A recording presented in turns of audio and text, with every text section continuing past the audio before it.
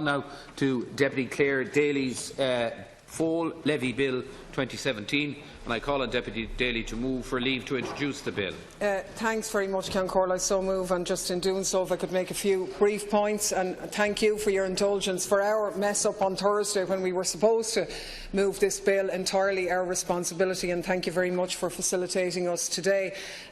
Very briefly, I think the horse racing industry is obviously a serious business in Ireland. People refer to it as the sport of kings, but you know what? While ownership and breeding is in some ways the sport of kings, the reality is that the backbone of that industry, 91% of the 7,000 breeders in Ireland, are actually small owners and breeders who own 4 mares or less. And the present foal levy system being operated by Horse Racing Ireland unfairly and ridiculously discriminates against those people in favour of the big boys. It's a system that was brought in the year 2000 without any consultation whatsoever. And what the bill before the House today proposes to do is to change the utterly bizarre manner in which the foal levy is currently calculated. For every mare covered presently, owners are charged on the basis not of the sum that they actually pay, but on the advertised fee.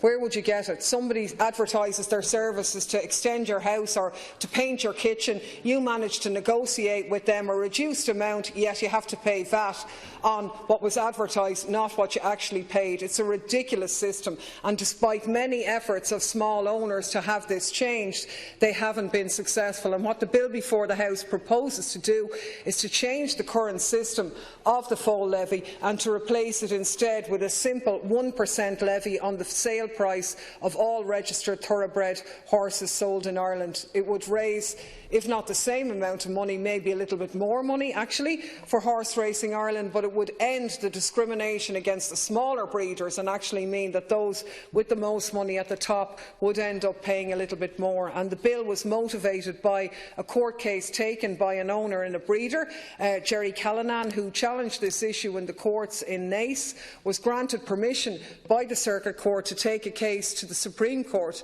to clarify the legislation, but as a small breeder and owner, he doesn't really have the means to do that himself.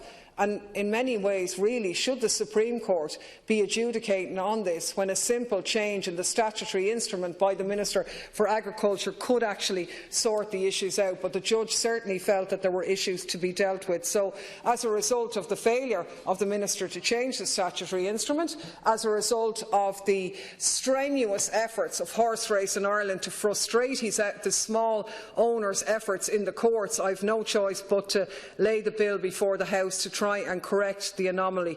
The bill proposes also a change to the membership of the Foal Levy Committee to make it more representative of the interests of all owners and breeders, not just the big ones.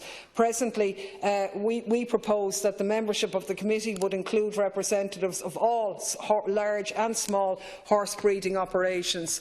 Our hope is that the mix of interests on the board would mean that the funds being distributed would be more equitable, because presently the Irish Thoroughbred Breeders Association holds 3 out of the 7 seats on the Foal Levy Committee within Horse Racing Ireland, and surprise, surprise, the money raised through the Foal Levy goes to the ITBA, the Irish Thoroughbred Marketing and the Equine Centre.